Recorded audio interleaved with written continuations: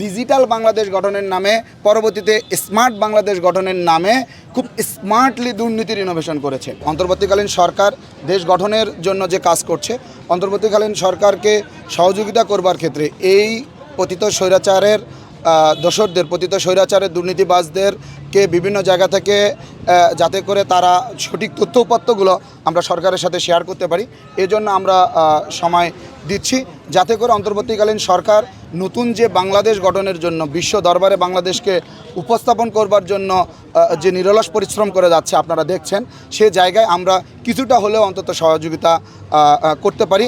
এটা ছিল মূলত আমাদের এই যে প্ল্যাটফর্ম, এই প্ল্যাটফর্মের জায়গা থেকে আমাদের উদ্যোগ এবং আমাদের টার্গেট, এবং আমরা সেটা এখনও করে যাচ্ছি। এবং যে কথাগুলো আমরা আজকে ইতোমধ্যে আপনাদের সাথে শেয়ার করেছি, সে বিষয়গুলো নিয়ে বিশেষ করে বিগত পতিত সরকারের দুর্নীতির সাথে যে ধরনের সরকারি কর্মকর্তারা দুর্নীতির সাথে জড়িত ছিল। যমুনা ইলেকট্রনিক্স ঈদে ডাবল খুশি অফার সিজন 3, যে কোনো পণ্য কিনলেই পাচ্ছেন নিশ্চিত ঈদ উপহার। এবং তাদেরকে ব্যবহার করার জন্য ব্যবসায়ী নামে বা ব্যবসায়ীদেরকে যে ব্যবহার করা হয়েছে এবং যারা বিভিন্ন নামে নামে বিজনেস করেছে, তাদের শ্বেতপত্র ইতোমধ্যেই আমরা একটা আনঅফিসিয়ালি প্রকাশ করেছি, এবং সরকারের পক্ষ থেকে শ্বেতপত্র প্রকাশের কমিটি হয়েছে, আপনারা জানেন ইতোমধ্যে, এবং সেটাও অফিসিয়ালি প্রকাশ হবে যে কারা কিভাবে ডিজিটাল বাংলাদেশ গঠনের নামে, পরবর্তীতে স্মার্ট বাংলাদেশ গঠনের নামে খুব স্মার্টলি দুর্নীতির ইনোভেশন করেছে।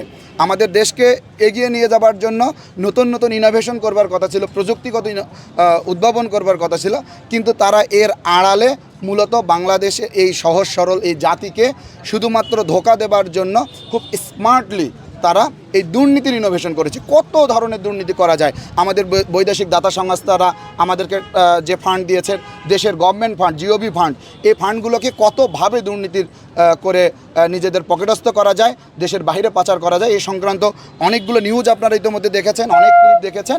আশা করি সামনে আরও আনুষ্ঠানিকভাবে আপনারা এগুলো জানতে পারবেন। থেকে বঞ্চিত আমরা আজ ব্যবসা বন্ধের পথে, আমরা অধিকার বঞ্চিত। আমরা চাচ্ছি এই সমস্ত লুটেরা, অযোগ্য যারা এখনো অতীত চুক্তির আওতায় কাজে বহাল রয়েছে, তাদেরকে অতি সত্বর বহিষ্কার করে এবং শাস্তির আওতায় এনে যোগ্যতা সম্পন্ন লোক নিয়োগ করে আমাদের আইটি এবং আইটি রিলেটেড যে সমস্ত দপ্তর সংস্থা রয়েছে সেখানে তারা নিয়োগ পান। প্রয়োজনে আমরা তথ্য দিয়ে সহযোগিতা করব। বাংলাদেশে অনেক তরুণ উদ্যোক্তা রয়েছে, বাংলাদেশে অনেক যোগ্যতা সম্পন্ন লোক রয়েছে। বর্তমান সরকার তার উপদেষ্টা পরিষদে অনেক যোগ্যতা সম্পন্ন লোক দিয়ে রাষ্ট্র পরিচালনা করছে। আইসিটিতে পরিবর্তন নয় কেন?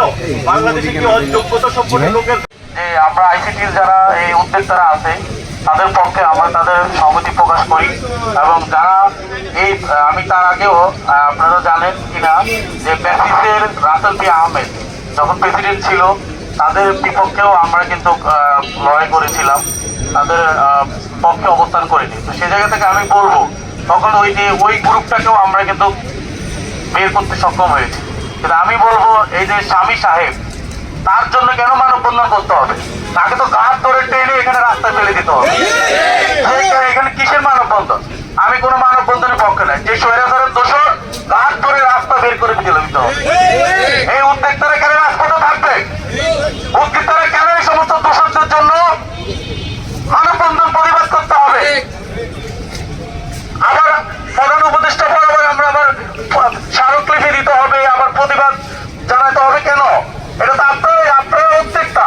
এই উদ্যোক্তা হচ্ছে যে বাংলাদেশের মূল চাবিকাঠি। তারা যে আপনারা যেখানে স্বৈরাচারের দোষর যেখানে বসে থাকবে ঘাট ধরে বের করে দিবে। তারপরও সকলকে বলি যে আমাদের যেহেতু অন্তর্বর্তীকালীন সরকারকে আমরা সহযোগিতা করছি এবং আমরা এমন আচরণ করব না যেটা এই সরকারের সুনাম ক্ষুণ্ণ হবে। আমি একটা কথাই বলতে চাই, যেখানে এই স্বৈরাচারের দোষররা যারা আছেন এবং এই দোষররা অনতিবিলম্বে যেন তারা স্বেচ্ছায় এখান থেকে বেরিয়ে যায়, না হলে এই যে উদ্যোক্তারা যারা আছেন তাদের যা করণীয় তারা করবে এবং তাদের সাথে আমরা সংহতি প্রকাশ করব।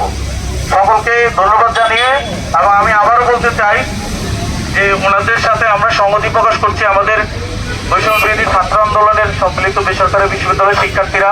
কারণ যেহেতু বেসরকারি বিশ্ববিদ্যালয়ের শিক্ষার্থীদেরকে একটা উইংস আছে, তারা এই উইংস নিয়ে কাজ করে এবং আমাদের বেসরকারি বিশ্ববিদ্যালয়ের শিক্ষার্থীরাও এই উইংসে জড়িত আছেন। সেই জায়গা থেকে আমরা তাদের উপদেষ্টারা যারা আছেন তাদের সাথে সংগতি প্রকাশ করি। সকলকে ধন্যবাদ। আসল